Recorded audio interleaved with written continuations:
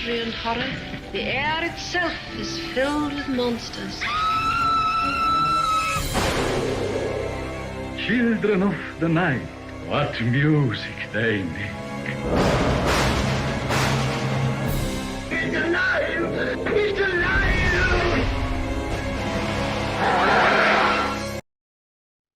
Well, hello, all you monster fiends, and thank you for joining us for another deep dive, factoid-filled episode exploring Hollywood's most famous monsters.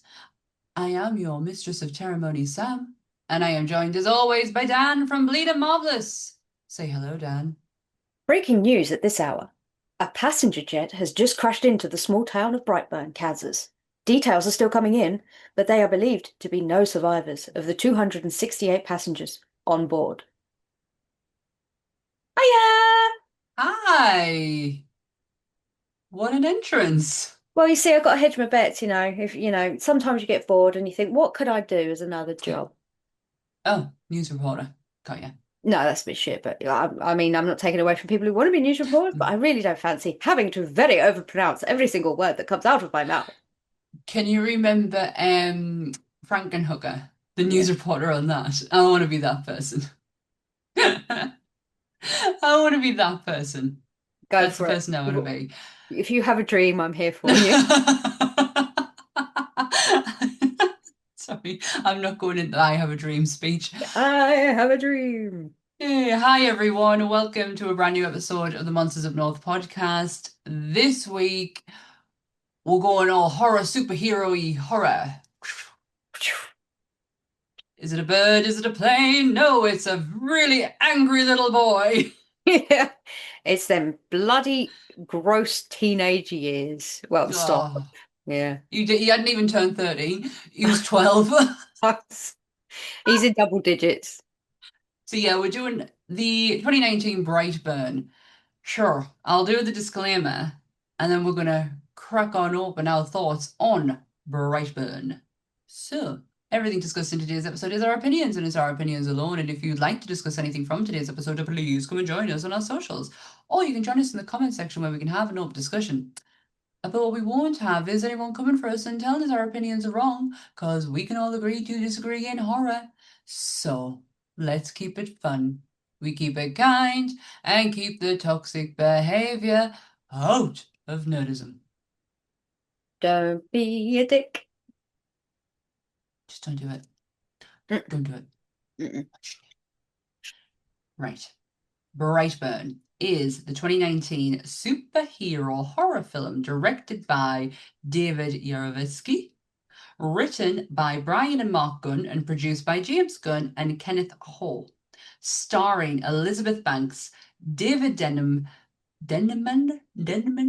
Jackson A. Dunn, Matt Jones, and Meredith Hanger.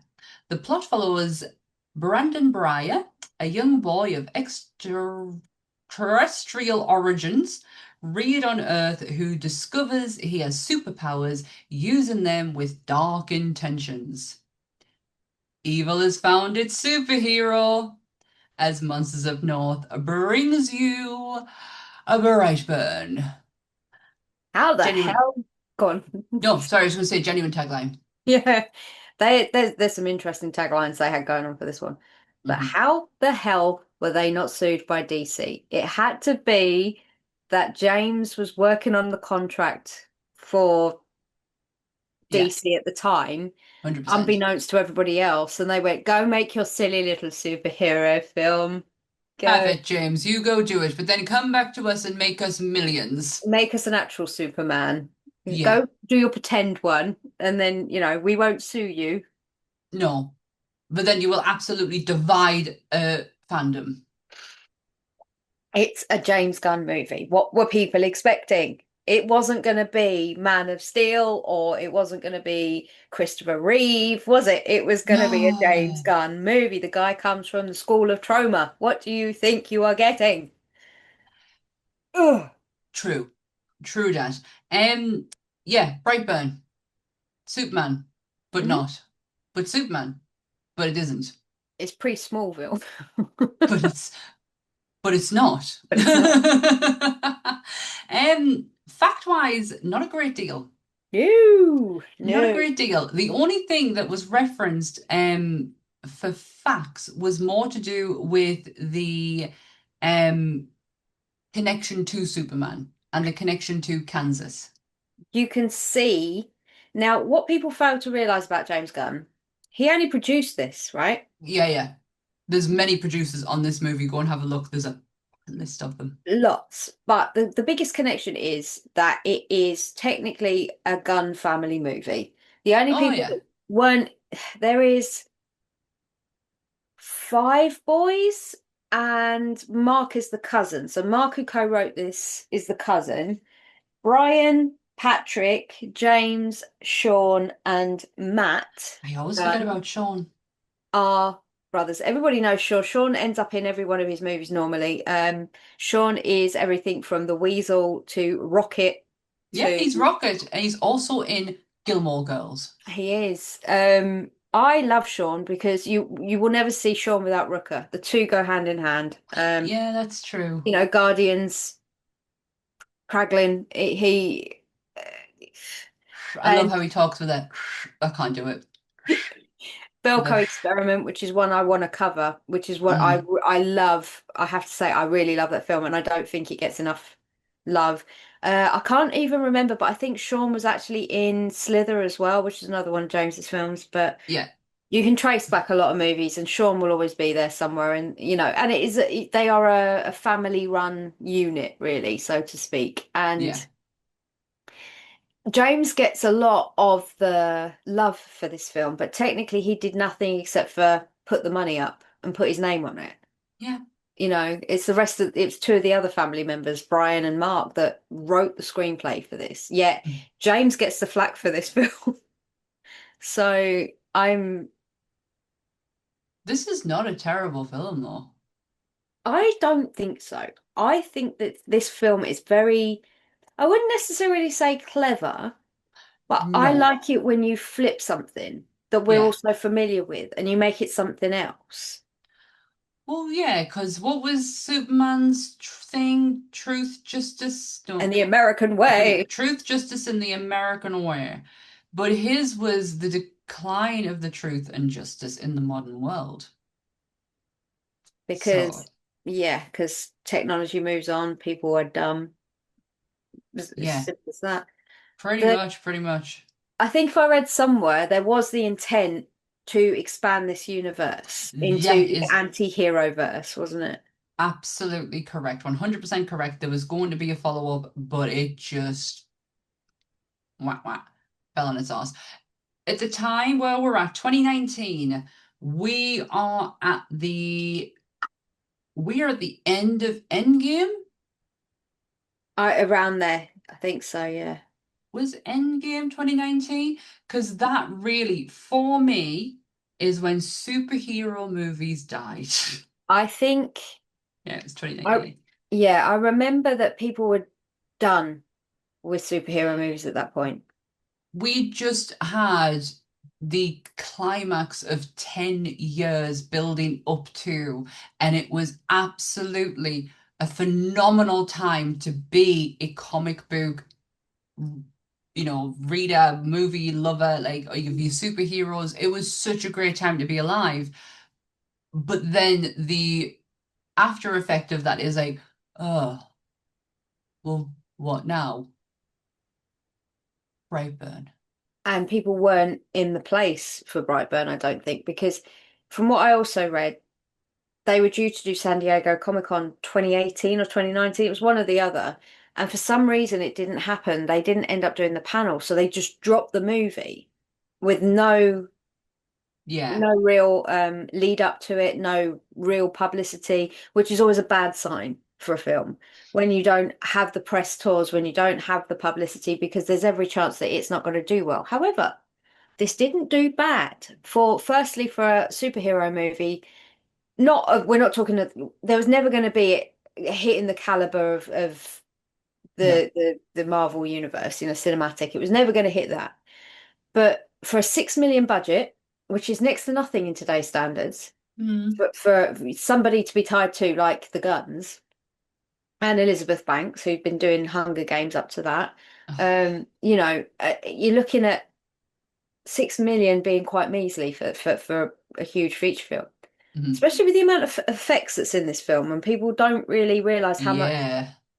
how well they did with it as well. It's insane, but we'll get on in that in a bit. But they made 33.2 million at the box office worldwide, Oh, which not is bad. 6 times what the budget was. So it's not a flop by any stretch of the imagination. It just happened to fall the same year as the biggest The conclusion.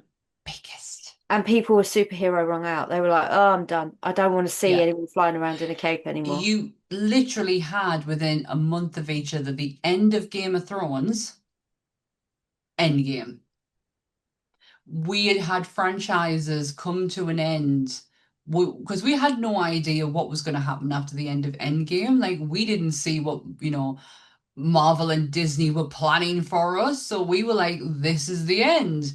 And then, yeah.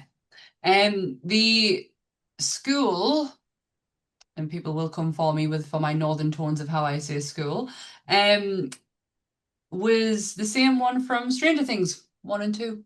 Hawkins Hawkins Elementary and High. Hawkins High, I think, isn't Yeah, it? it's in Stockbridge, Georgia. It's an abandoned building now. But they did shoot Stranger Things series 1 and series 2 there for the school. It, it makes sense when you see it. I mean, it did look kind of familiar, but also Yeah. being someone from England where all of our schools are so different because they're all built in different eras. Like my school before it got knocked down and rebuilt was like Crittall windows, and it was like a 1960s kind of school, and it had the Oh, standard porta really? cabins. Yeah, we had the standard porta cabins in the back that we were promised we'd move out of. Yeah, I was there for 6 years, and I can assure you they never disappeared, those porta cabins. But Mine was a Victorian one. we had a state-of-the-art sports centre on the side though, like highfalutin. They put all the money into Bloody hell. sports at our school. So and we had a farm as well, so work that one out. Yeah, But that baffles the shit out of me. You had a it farm. so we're out all of our schools across the UK have different personalities, but with American schools, they all look very clinical. They all look very the Yeah. same, even if they're not the same. They all look very Yeah, yeah. funny. Yeah, mine was a So big old Victorian school. And you'll find quite a lot of them around the northeast of England. mm. Not now, being destroyed, ripped to pieces. Made into flats. What are you talking about? They're always made into flats these days. They literally just toppled mine and built a new one on top of it. Mm. They Make that knocked make us down sense? and made it some sort of sports academy thing, and Oh, that's my comprehensive school. yeah. So my primary school was the Victorian one, my comprehensive school. Again, they did exactly the same thing, flattened it and then made it into, yeah, big, yeah, exactly that. Um, also there was an alternative ending. I kept trying to find it, but I couldn't find it on YouTube. It was only considered Right. where Caitlin, is that the mum? Yeah, yeah, it's Elizabeth Banks, yeah. Yes, she was going to be shown in a lab having a robotic arm attached to her arm, indicating a darker path for her. So that was going to expand on that universe. Yeah, which I did write down what they were alluding to having new characters come in. Because obviously you'd have your anti-Superman, which is Brandon. Yeah. You had they wanted there was a sea creature type guy that was going to be like Aquaman. There was going to be a woman who strangles people with ropes, which was Wonder Woman. And then there was a alien who was supposed to be like the Martian Manhunter. And then they were going to bring in the Crimson Bolt, which they were going to use Rainn Wilson again as his character in Super, Super, which was a yes. gun film. So they were going to sort of bring him in as an anti-hero as well. And I love the idea of the universe. I think an anti-hero universe, if It would we're have been still going, awesome. if you could have taken Brightburn out and put it in when we weren't so exhausted with superhero movies. I mean, I'm not exhausted with them as long as they're good. Yeah. Like you can still crack out a Spider-Man and I will watch it.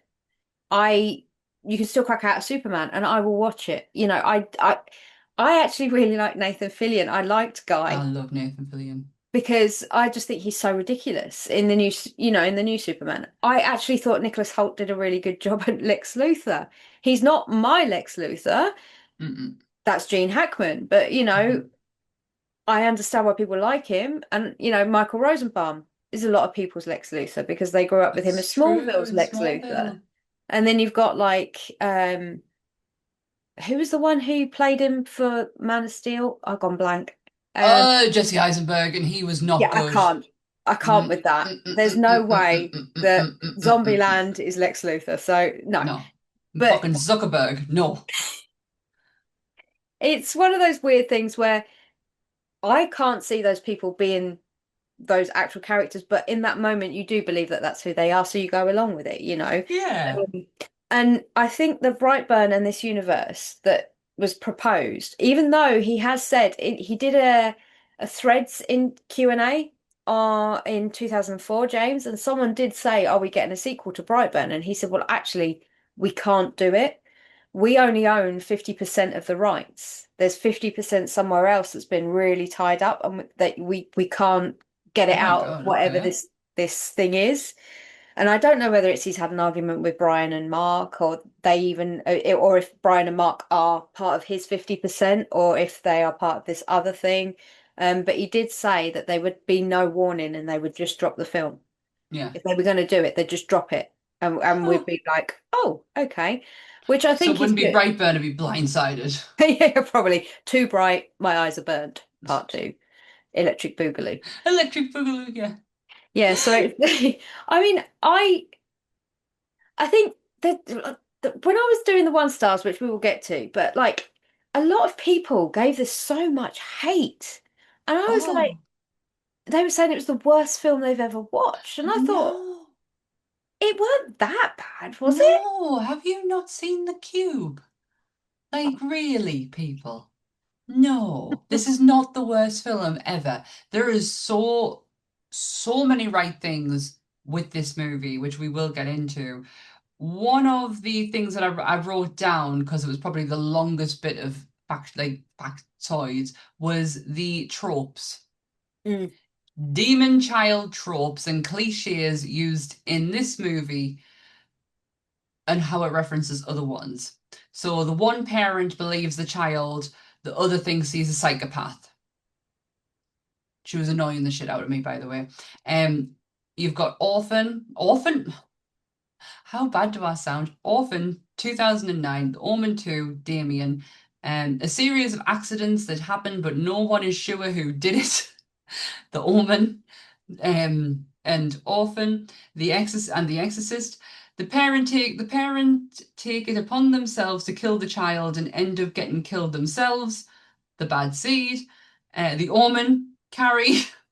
There's a big confrontation at the ending where the parents get killed and the child survives and ends up looking at the hero. The Omen, The Bad Seed, and also the child is getting direction from some supernatural force or some otherworldly father figure. The Exorcist, The Omen, Children of the Corn. Or the child is seen by some antichrist figure of the source of Armageddon, Rosemary's Baby, The Omen, The Exorcist. Yeah, because I saw the comparison of them saying that they drew from Carrie, where you had Piper Laurie about to stab Carrie and she was Oh, hugging, and then there's that scene where Elizabeth's hugging Brandon and she's just about to stab him and he I whoosh. get again, I get frustrated with those kind of scenes because I'm like, don't hold your arm up like this. What are you doing? Yeah. What are you doing? I know you're looking for a swift, but like, let's make it obvious, shall we? What are you doing? Why Just can't he just go from behind? Slash, exactly slash. like hold him with both arms, like hold this arm facing that way, and then Give him a hug first and then stab him. I mean, I'm not advocating for this sort of thing. I would just like No. to make it very You clear. don't have, you don't have to kill your child or anything. No, and Um, nor do I know how to legally, like, or not legally, even logistically do this sort of thing. But in my head, in a movie, I do get very angry when they start waving a knife around and pretending, it's just like, wailing. Wailing. But yeah, Elizabeth Banks did my tits in this film. I loved her at first because she was the weird goth woman. And I Hmm. thought that was really cool because we hadn't seen her being a bit alternative before. We'd seen her as is it Effie? I can't remember her name. Iffy, If yeah, in Hunger Iffy Games, she was Trinket. just really Oh like my high God. fashion. Oh my gosh, that woman in them movies. Whenever I love the Hunger Game books, and I could not use her as a reference for my Iffy Trinket. You're gonna lose your shit with the new one. Um, Glenn Close playing. Oh my God, I can't even remember what her name is, but it's Iffy's job. Um, oh, she just looks amazing. You can see where she got her inspiration from because it's in the past. Yeah, it's coming on from song. It's Hamish's story. Yeah, because it was song. It's gonna be brutal. The book is absolutely brutal. There is a reason. Sorry, this I know I appreciate this is not a Hunger Games podcast, but I appreciate why Hamish is an alcoholic because if I had to experience what he went through, I would want to make sure I was drinking every single day to forget it too, because what President Snow does to him is way worse than what he does to Katniss. Way worse. If anyone has any desire to blow the Capitol up, it's that man. mm. And this movie is it's going to be tremendous, and also it's going to be absolutely devastating. But read the book. Anyways, Brightburn. Yeah, I mean Elizabeth, I cannot. I do have one small bugbear with her, and there's two words, and this did not need to be done in any way, and done the way it was done. It felt a bit too lip service to the culture at the time. Charlie's Angels. Hmm. We did not need this remake, right? We've already had one. We had the original, Farrah Fawcett. Then we go into the second one, which was Drew Barrymore, Lucy Liu, Cameron Diaz, right? That's the remake. Hmm. You're going in with Kirsten Stewart and some other people. I can't freaking remember their names. Bosley's now a woman, which was Elizabeth Banks, wasn't it? She was Bosley, or was I've that no three? fucking idea. I lost the will to live. It was very much like the female Ghostbusters. And no, it's not because they're women. No, I want to make that very clear. I just hated the fact that they felt the need to role reverse. It wasn't needed. The film was we were all so excited that there was going to be a new Ghostbusters film. You didn't get that with Charlie's Angels. We didn't get the excitement because we didn't need it. Um, Who asked for it?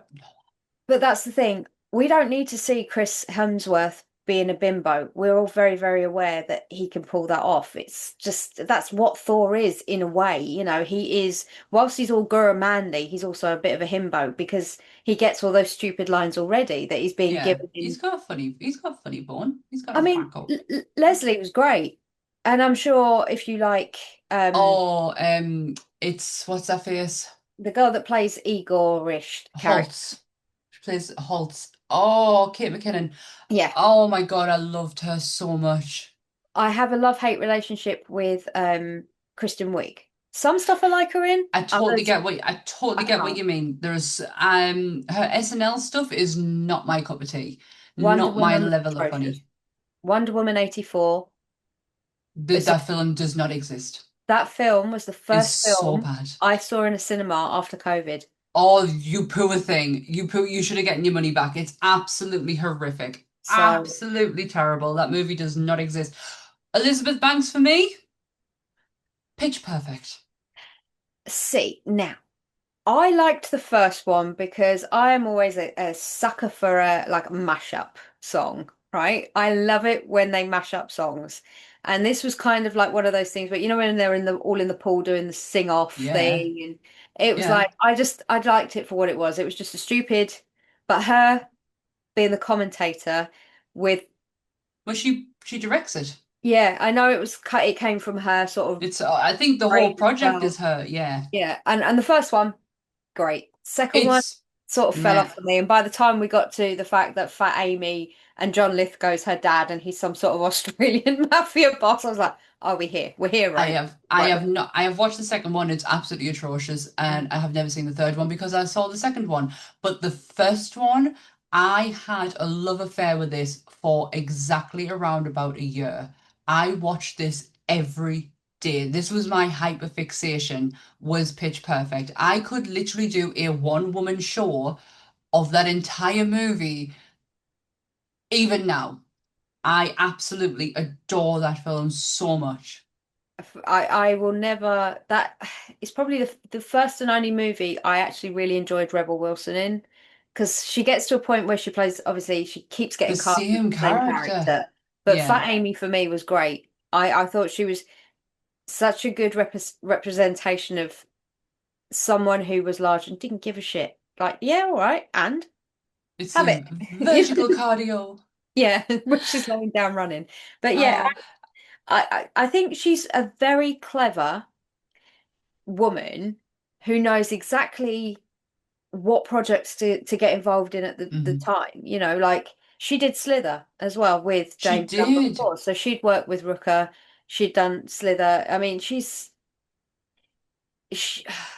she's not scared to get ugly as well, which I think is good. No, yeah, yeah. No, you're absolutely right. She's also done television. She was in Modern Family. She plays God, Mitch and Cam's wild friend who is completely unhinged and off the rails. She's also in another movie that I've used to find as a comfort film was What to Expect When Expecting. It's she was so it's one of those movies where it's like a series of people who have different experience. It's the What to Expect When Expecting book, and Hmm. it's these people playing them out, and she is the woman who has the worst pregnancy. It's absolute everything that could go wrong goes wrong for her. She is an absolute mess, but she's up against her mother-in-law who is like half her age, who's married to an older what's his face, that horrible man, Dennis Quaid, Yeah. who's her father-in-law, and she she watches her go through her pregnancy with breeze, with ease, but when the babies are born, she's got the perfect quiet baby everything's just falling in place for her, and the other one has the worst kids in the world. Yeah, so Yeah, it's one of my little comfort movies that. she yeah, I like with this one, although you become to really dislike her towards the end of Oh, this film as a just character, she yes. becomes that apologist for the son's actions. And It's mothers and sons. it really is. I mean, I know what they say, and yes, I know a lot of you do have sons, but please, dear God, take a look. Just take a step outside of yourself and think to yourself, Could my kid burn someone's eyes if out? this was someone else's kid, what would I genuinely be thinking about them? Because that's what people's thinking about you. Put it that Yeah. way. That's it. I mean, I would never have a son that would have laser beams in his eyes, because firstly, no thank you to crotch goblins, and secondly, um, no, I'm too No. old. I'm too old. No. But then Yeah. thing would be, if I was to have a baby, it would come out and it would be something like that. It would be the Damien of the Superman babies. Yeah, I Mine would be Rosemary's Baby when I'd just go, "What have you done to it? What have you done to its eyes?" and then cut all your hair off really short for no reason. But I would have Vidal Sassoon do it. Yes, Mia Farrow did it in style. Um, Exactly. the the the premise of the film starts off where you've got a couple who have been trying for years. They've just got married. They've been trying for a while to have a baby. They can't conceive no matter how hard they try. But they own this. They're like this school sweetheart couple, Yeah, they're like the perfect couple. small town Ugh. couple as well. That they were big in high school. He was probably the quarterback. She was probably a cheerleader, or you're not necessarily that dynamic, but It's Roy from The Office, it's Roy from really. The Office.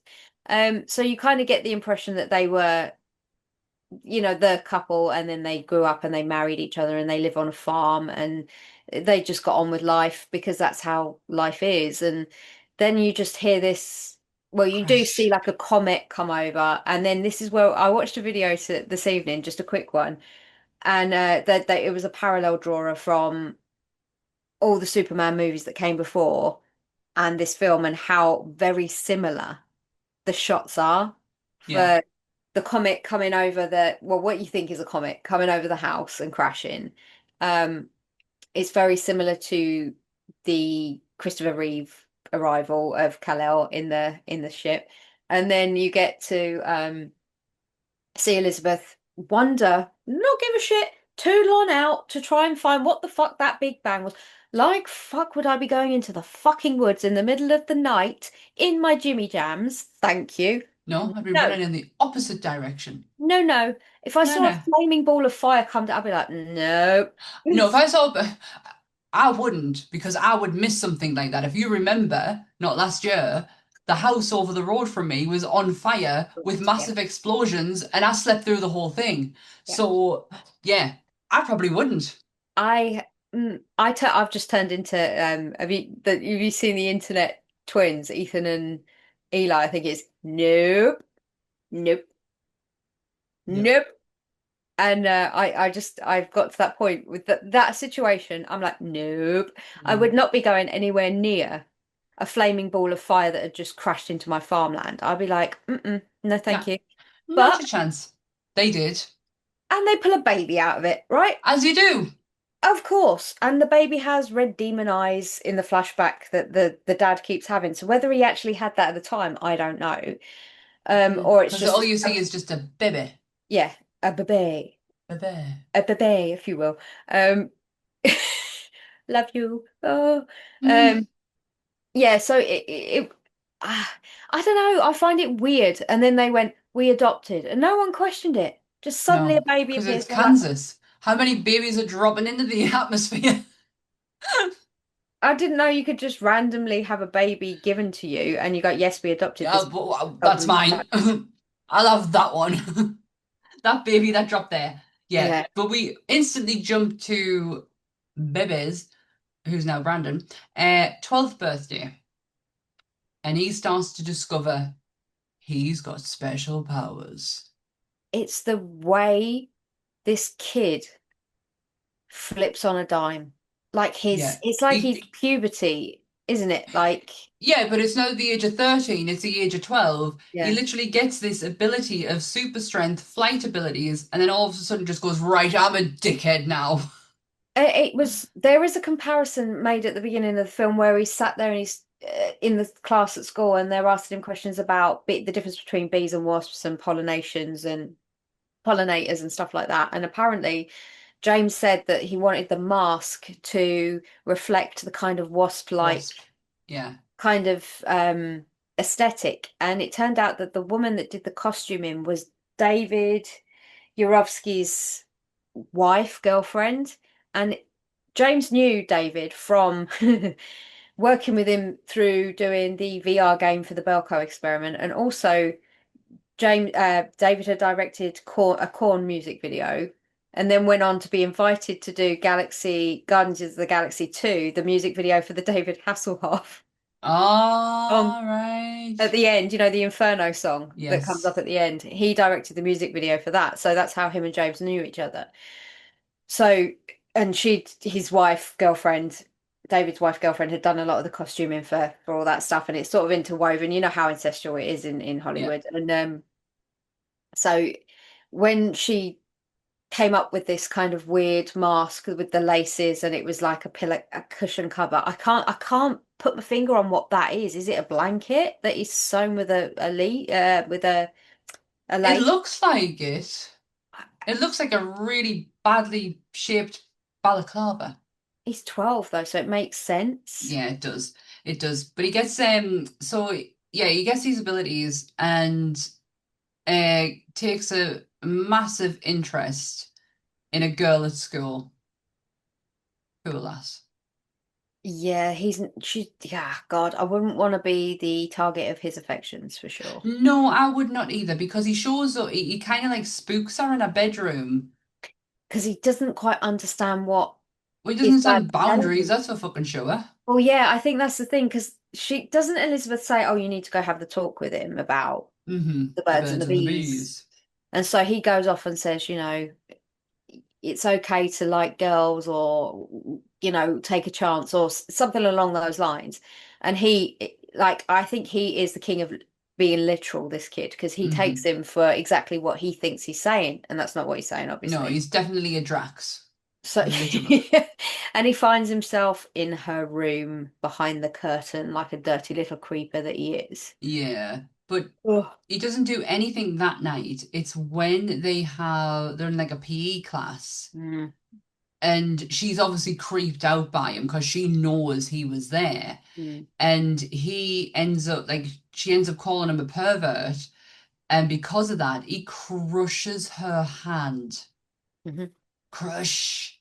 Which then enrages me that Elizabeth Banks still doing the whole, he's just a child, he's just a little boy. He didn't know what he was doing. He didn't know Mm. nothing. Yes, he I'm fucking sorry did. about your kid's hand. That really infuriated me. If someone turned around to me after my kid's hand had been crushed and went, I'm sorry about your kid's hand, I'd have put my fist in their face.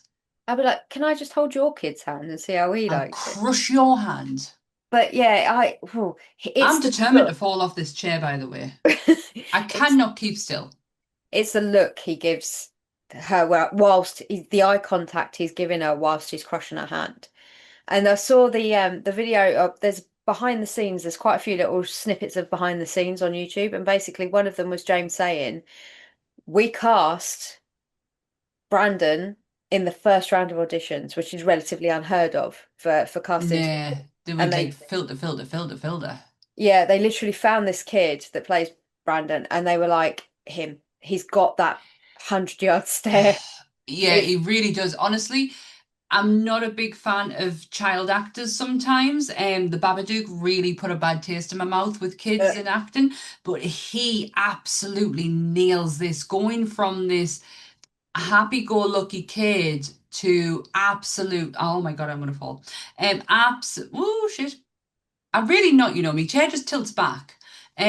This absolute knobhead of a child, he pulls it off so well. The looks he gives, the I don't give a shit attitude, like later on with the uncle, and he's like, "What, am I supposed to cry?" yeah, and then when he's chewing the fork, and he doesn't even know he's doing Oh, it, and he's chewing the fork, he puts his hand in the lawnmower to see if well, he throws it at first, and it goes miles across the garden, and then for some reason it's still turning. He goes over and puts his hand in it and works out that he can't get cut or hurt yeah. at this point. So he knows he's got super strength. He knows he doesn't He's get hurt. Yeah, And he's completely untouchable and he knows this.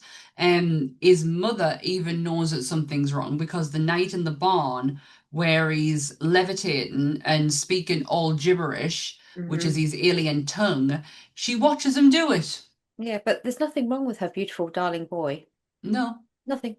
no, And this cherub is totally fine. she's leading him out. We shan't tell your father. And it's like, okay, Fuck no, I would. that's a secret to keep, isn't it? All right. He's I don't know, night, he's got night terrors, he's sleepwalking and Yeah, he's walking into the barn and hovering above the floor, yeah, that's but she also makes the mistake of actually telling him where he came from. yes, and this is where he turns all Nazi and Hitler. I am superior. I am of a superior race. Yeah, These are my parents, but they're not my parents. they're I'm from not my somewhere parents. far better than this. And Yeah. it's just like he gets this complete change of personality and attitude that he was never exposed to. So it had to have come from something, but we find out that the ship is talking to him or his The people ship's talking giving to him messages, and the message is take the world. take the world, yeah. So he then starts fathoming, working out that he might be he might be able to handle situations slightly differently. And you start to see it really flip when he's at his birthday party. And Yeah, when he's given a gun, and his dad's like, absolutely not. You are far too young for that. And it's the way he can't move him. Mhm. He just like because he tries to get him up, and he realizes, shit, I should be able to pick this kid up and fling him right across my shoulders, but I can't. Mm. Yeah, that's like the shift. That's when you start to see the shift in him. But obviously takes a whole different turn when he finds out that he is literally not from this earth. Yeah. Um, also, really kind of boosts his ego a bit, where he's like, okay, maybe I could kill a person. Now, why is that the natural progression for him? I mean, really, it So wouldn't be when my brain would go. I'd be like, oh, what can I do? I'll go do this and see if I'll go fly around the I world. just I'll go and go fly. fly. Exactly. No, he goes and kills the young girl's mum Yes. Now in a this, great fashion, by the way. I was going to say, this was very well done for the suspense because you knew it was going to happen because she was the one that went to his mum and grassed him up anyway. Yeah, and And she wanted him arrested. yeah, and she was stopping him seeing her. He didn't understand that what he did. Whilst I Yeah. think he knew it was wrong, he didn't understand the ramifications of I didn't understand the severity of it because he gets what he wants. yeah, as we well know. And it's the way that they have him move, I think is the creepiest shit when it comes to a kid. The way that how fast he is. Yeah, it's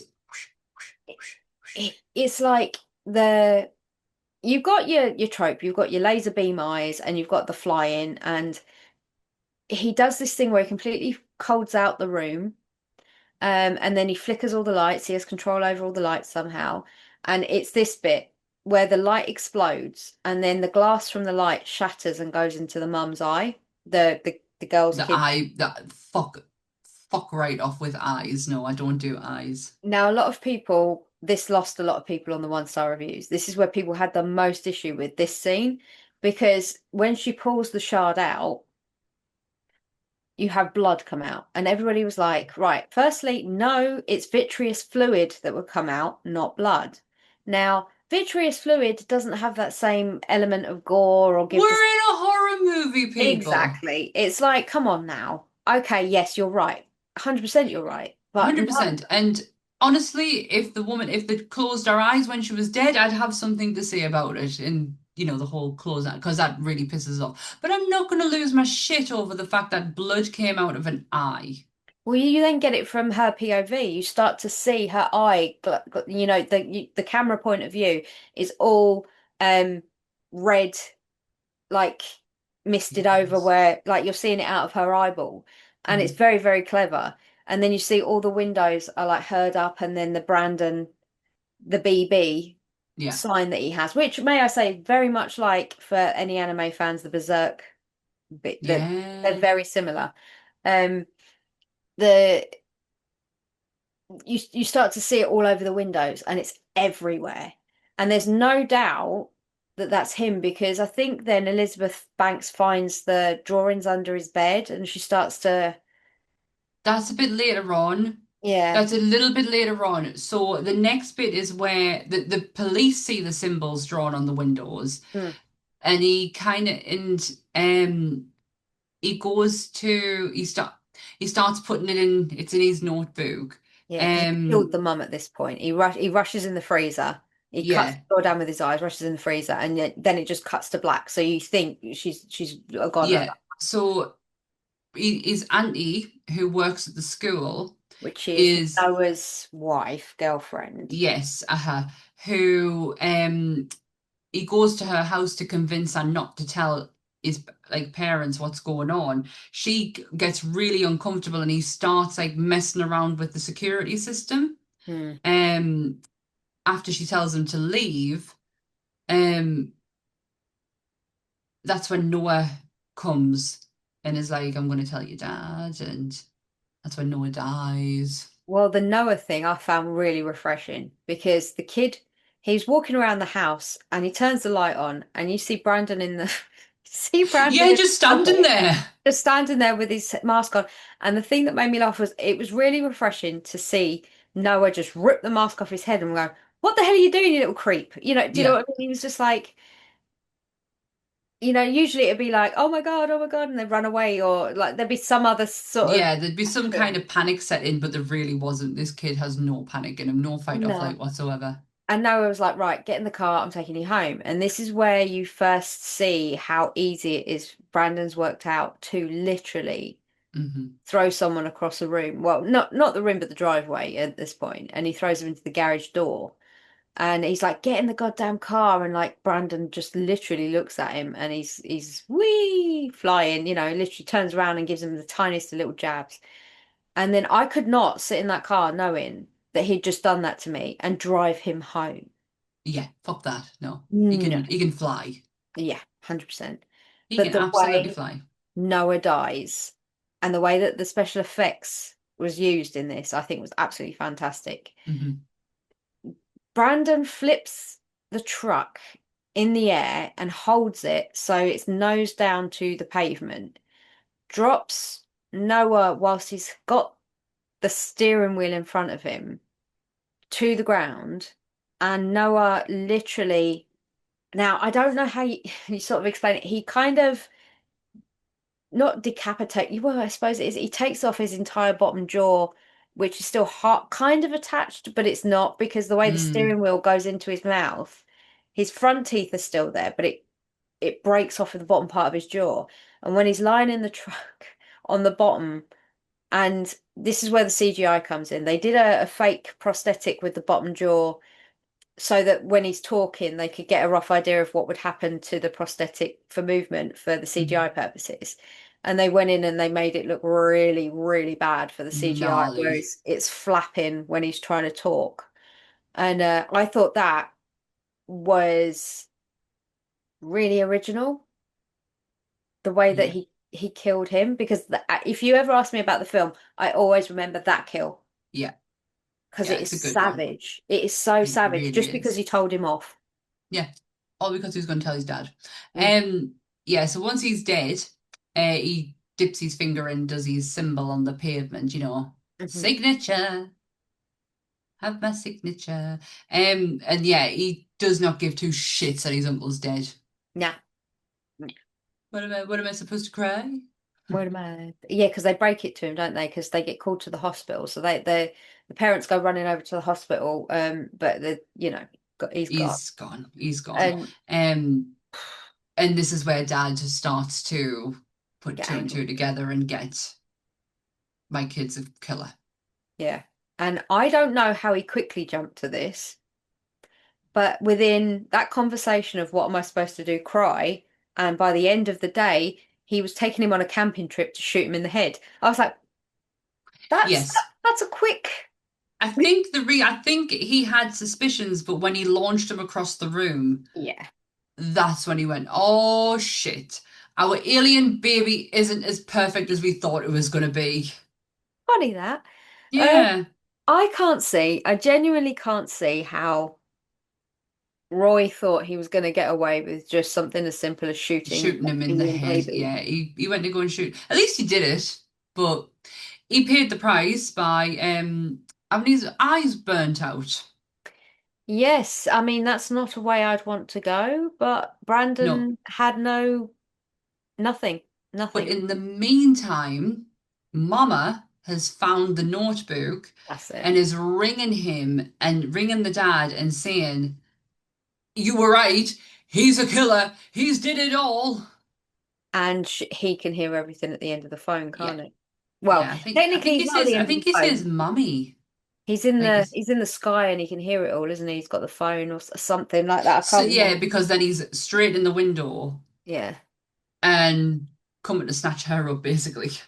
Yeah, he's coming to kill her, and he literally obliterates the house with her in it. Yeah. Absolutely obliterates the house. This was such a good hunt scene, mind. Mm. This hunting through it lasted a little bit longer than I would like to it have, but it was incredibly suspenseful while she was being hunted around the house. Yeah, I think it was the equivalent to Peter Griffin falling and hurting his knee, and you know that you get to that point where you're about on the fourth or fifth one, and you're like, how many more of these? Oh, good God, can it be it's not a maze, it's a house. But you know what I mean? Yeah. And it gets to the point where it stops. You sort of get a pause where the policeman comes to the door and is like, is everything okay? No, there's a giant fucking hole in the house, but no, everything's fine. Thanks for asking. Yeah. But Um, this is where she does that Margaret White yeah, bit, yeah. And trying to and stab him. made it so freaking obvious she was about to stab her kid that even a blind person could have felt that one coming. Like Yeah. it was just no. Stevie Wonder could have seen that one. Yeah, I just called to say no thank you. Get your knife out my back. Oh yeah. And at this point, she was still, you could see she was still in such denial that her son Oh was yeah, capable of it. And it's like, yeah, she was living in absolute denial with this one. But he, being the clever little sod that he is, manages to take her up to the sky whilst noticing an aeroplane coming and managed to take the aeroplane out while killing his mother and making it look like the aeroplane did it all. I think it was something like 274 deaths in this film. Yeah, that's It, a that's a kill count. oh, That there was takes out Claude Rains. 268 on the plane, so technically there was only 4 kills in the film. But I mean, we counted the train ride in Invisible Man, Mhm. so you but yeah, know. it was one of those things where clever little shit, clever little shit dropping a plane on the house to disguise the fact that he had. He just killed his parents. Oh, he killed the 2 policemen as well, so that's 76. Sorry. So there's 6 deaths other than Right. the plane. But So yeah, yeah, dropping the plane on his own house yeah. and becomes the sole survivor, eating a little biscuit and having a cup of tea, sat on the back of Yeah. the ambulance like nothing had It's, happened. it's a Tuesday. Yeah, those kids freaking scare me. Not superpower kids because they don't exist in real life, but those kind of kids that are Yeah. so at peace in a situation like that. Yeah. I Yeah, it's crazy. But the movie ends, but it's not because it gives you the great bit, which is Rooker. Oh, Michael Rooker, who is a conspiracy theorist who I could actually see being like this in real life. I'm Mary Poppins, y'all. Um, yeah, who told me that he liked greedy women, and I've never been so red in my face before. Like literally, I I went up and I had 2 things to autograph. I've got my Slither DVD insert that I asked him to sign, and then I've got my Mallrats compendium that I asked him to sign. And I said, I'm ever so sorry, I've got 2 things for you to sign. And he went, I love greedy women, ma'am. And I just went poof, Oh, pink. You know when you I just go, just, I just love that man so much. it was so Um, unexpected and out of nowhere. And I walked away and went, thank you. Cheers. Yeah, so he's a conspiracy theorist who really is pointing out the destruction Brandon has gone on hmm since this has all ended, and we need to take action before it's too late.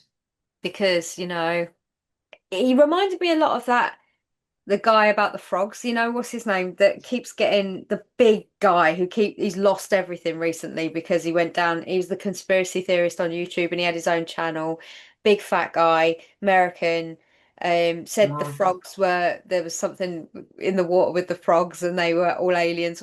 It was absolutely ridiculous. A real life Wow. guy. And he gave off that Real vibe. life guy. He's not Yeah. fake. He's real No. life, people. I don't want to say his name because I feel like it's wrong in my head, so I'm not going to say it out loud in case I summon him like Beetlejuice or Candyman. Yeah. But yeah, people will know who I mean if they get what I mean. But he was very much like that whole conspiracy theorist kind of like it's in the water, we all drink it, we're all turning into this, it's aliens, they're coming down to I get am us. the lizard man. Yeah. Science-mology, we all come from lizards and we'll all return to lizards and Tom Cruise is Jesus and all that traditional stuff. So He thinks he is. there's mixed issues. So yeah, that's the premise of the movie. Now, this movie is absolutely beautifully shot. Oh, for the budget, 1,000,000%. Beautifully shot. Again, if you've listened to us before, you will know how I very much appreciate cinematography and also color palettes. Holy shit, does this have such a beautiful color palette running through it? It doesn't, the suspense is there because the color palette allows it to be. But what does it Um, use more than anything? The Superman color palette. yes, it does. It flashes through all the way through. There's the red, white, and blue. Which is fine because it's the best part about this movie is it's not hiding what it is. hmm It's not trying to, it's set in Kansas. There is so many other the license plate truck has a Kansas issue on it, which is the same one that, where Kal-El's from. And yeah, it's not trying to hide the fact that this is a Superman parody movie essentially. But again, it is the score in it. There was points where I was like listening out for the score, and I'm going, okay, it's just a movie score. But then there was parts when it wasn't there at all, and I Yeah. was like, oh, okay, I see you. I think the beauty about this was the reds and the blues and the I think they went to whites and yellows depending on what the mood was. But the A lot of earthy tones. yeah, and it was very muted. Like the problem I have with DC is the way they mute everything to a point of where it just looks dirty instead of There's looking no signature. There's no no. like with take Guardians for example. Yeah, There's a clear signature through its color palette. What yeah, movies you are watching. DC, I feel like Superman had that, but we don't have anything else yeah. to reference it to now. Anything prior that, it's just mismatchy and doesn't really have a. Well, It's just a. yeah, when you look at Man of Steel, you look at Batman v Superman, you look at They had clear, distinct color palettes that matched each other. but they were all very muted. You know, it was Yeah, like they took the traditional Superman uniform. If you go back to Christopher Reeves or George Reeves, right? You're talking the blue spandex with the yellow and the red S and the red little running knickers if you're from our era at school, over the top and the red boots and the red cape. You know, you're looking at that was the color palette we were used to, these bright, yeah. vibrant colors. And then when you get into these other ones, they're very muted, kind of dark, steely. Really torn down. Yeah, and Really, I felt yeah. like they did something very similar with this when he was going crazy, but also they seem to keep an element of the brightness though, because they use the spaceship when they basically when he before he kills his mum that he's found the spaceship and the mum finds out he's found the spaceship and you see all the dead bodies he's collected down in the thing and it's flashes red continuously, so you get this element of like whilst the palette of his clothing gets darker and darker as it goes on, you get this bright red light and then you get to see her in her natural colors, bright red light, her as herself, and it's very cleverly used, I think, and it I adds to think it the is. suspense as well. Yeah, I think it's used perfectly, and it really heightens the suspensefulness of what's going on. The best thing to describe is the actual kill scene in the diner because Mm, that is so bright, mm. Proper and like that fluorescent bulb light, yeah. yeah, loved it. Love and the whites in there as well. Absolutely loved it. I liked it. You liked it. Hmm. Did the people like it? Now, for the ones, this is the 1 star reviews. When I cut the clips of this last week, I sounded so obnoxious. So I'm not going to do that now. But yes, did we get 1 star reviews? We did. The first one is from Letterboxd and it's by Richard C. And it was left in on Saturday, the 14th of March 2026. This was a 1 star review. Okay. So the moral of the story is avoid aliens once they hit puberty. Okay. Yeah, Yeah. that is the moral of the story. So All right. Richard, you got it. Bang on. The second one's Rotten Tomatoes, and this was left in July of 2021 by Kyle L. See what he did there? Not Clever. Kyle, Kyle L. Clever.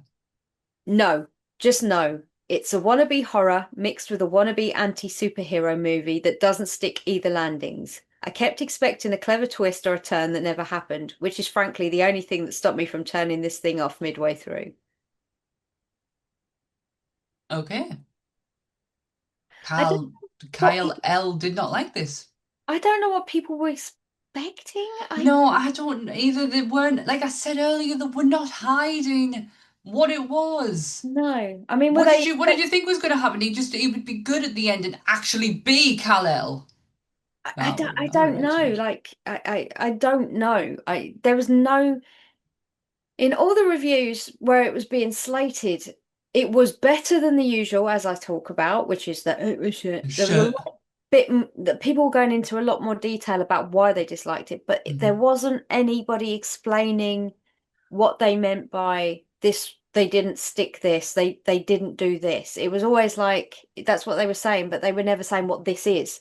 They were Yeah, never like saying, oh well, this movie didn't work because of I thought it was going to be this, but it ended up being this. that. It's Yeah, like, yeah, I get that you're disappointed with it, and you're allowed to be. That's fine, but surely surely. it's a What trailer. did you It's want? Exactly. It really is. I don't know what you were expecting from it. Um, I'm intrigued on the next one. I'm always intrigued by this one. Are we still doing Roger Rabbit? we are. Oh my goodness, okay. This is the 666 Degrees of J. David Denman played Kyle Breyer. He has also featured in Peacemaker season 2, Power Rangers, and True Detectives. Elizabeth Banks in Paris.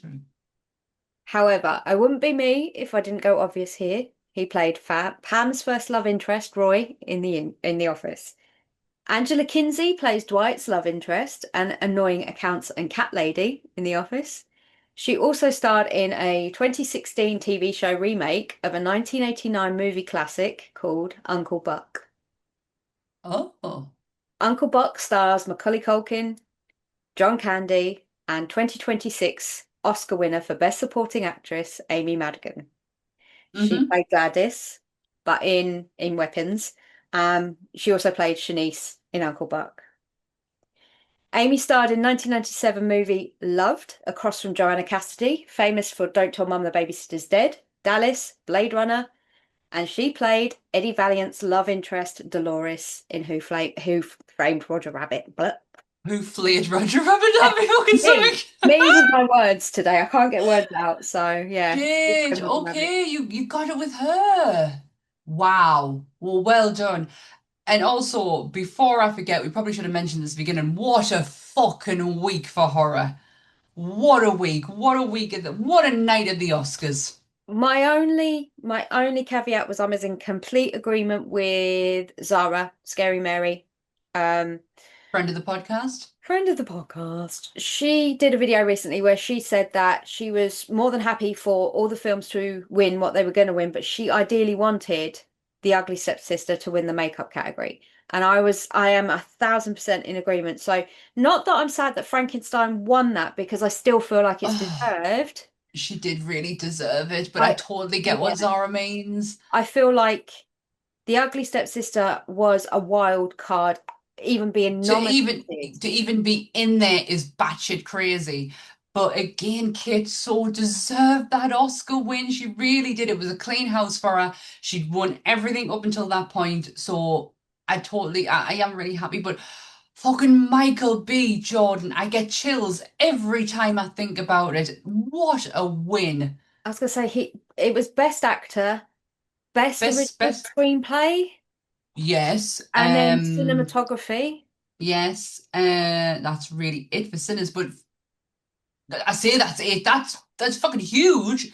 That's the big ones, isn't it? Really, it's in the big And categories. then she wins for. Amy wins for best Oh supporting my actress. God, I was absolutely buzzing. I actually fell asleep. I could have watched it live because I wasn't at work on Monday, but I actually fell asleep and my sister was giving me a running commentary. And the minute Amy came up, she was like, "She fucking won." I am so happy. She did the weapons run on the stage. She literally like And then you can laughed see her the ass clip. off. Yeah, she literally comes up the stairs and then weapon runs from the top of the stairs. And Jessie Buckley as well. I know it's not a horror related, but Jessie Buckley for Hamnet. Holy shit, that girl has done such an amazing, like going from a reality TV show in the UK where she's wanting to be the next Nancy in a musical. Oh, was that where she's from? That's where she's from All I to can hear now now. Oscar winner. Right, I know the program, yeah, because I went through a phase of listening to the Oliver soundtrack over and The over. Oliver soundtrack is absolutely immense, by the way. It's brilliant. But there's three main stars out of that have gone on to some absolutely amazing feats. One of them is Christ, her Broadway her Broadway list just keeps going up and up and up. She was in Les Mis as well, the film. But her, Jessie Buckley, Oscar winner for probably one of the hardest movies to actually watch, as in emotionally hard. Yeah, I want to now hear her sing "As Long as He Needs Me." Yeah, what an absolute triumphantly brilliant night for horror. We couldn't go this week without actually mentioning it. It's just absolutely phenomenal that the idea that horror was recognized. It has been recognized before, but it's been shadowed under something else. You can't hide away from this. When What's His Face is coming on the red carpet with fangs. Jack O'Connell, yeah. Come on. And he has just been confirmed by John Krasinski for being in the new Quiet Place movie that they're writing. So I want nothing but the best things for that man. He did a fantastic job in Sinners. He did an even brilliant one into the 28, Born Temple. Which I've now seen. It's good. I liked it. I thought it was fantastic. I think people miss the point with this one massively. Yes, it's a totally different freaking film until you get to the last 5 minutes and you're like, I beg your pardon. Yeah, it's so good, and I would love to do that franchise at some point. But yeah, brilliant night, brilliant. It just it was so good. Next week we are doing something very different, and I hope Sammie can deal with this. It's not cannibals. I picked it. Well, yeah, it's true. Bad taste. Yeah, so I get what you mean, but I'm a huge Brain Dead fan. So if it's the kind of gushy gurry icky stuff like Brain Dead, I'm good. I'm fine with that. But yeah, we're doing Bad Taste. Peter Jackson's Bad Taste. I've never seen it, which that's the Alien cover that I remember. I'm looking right at it now. Yeah. With a gun in his hand. Yeah. I am looking forward to this one because it's been a donkey's age since I've actually watched this. I've not seen it. I don't think I've seen it. So I mean, I love an 80s horror. I think some of the greatest horror comes out of the 80s, and I just genuinely can't wait to get into this one. It'll be a definite mood change from Brightburn. Yes. I do have one question I want to ask the audience to leave a comment for, and this one I'm genuinely asking. Do I watch The Bride or not? Yeah. Answer in the comments below. Let us know on social media, because I would like to know that too. So many mixed. Torn because I've seen nothing good. Well, not one. I've had half and half. But again, it's Jessie Buckley. I know, and that's what reminded me when you brought her up. I'm on the fence because you decide. Yeah, the viewers can decide. I am on the fence because it is I know we're not looking at the traditionals, right? And I am not going into it thinking that's Karloff.